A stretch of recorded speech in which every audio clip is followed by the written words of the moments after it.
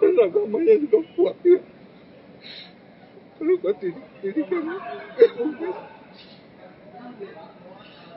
saya bilang dia tidak seperti itu waktu dia menangani kasus besar motor besar, mungkin tahu ya, waktu dia menangani kasus besar di Bukit Tinggi, dia mau dikasih uang 10 miliar ditolak sama dia.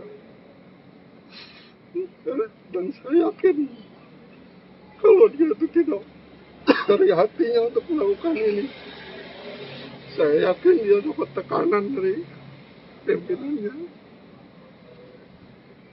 Itu informasi dari kuasa hukum Dodi ya. Saya terus terang saja, anak saya tidak mungkin berbuat seperti itu. Saya jamin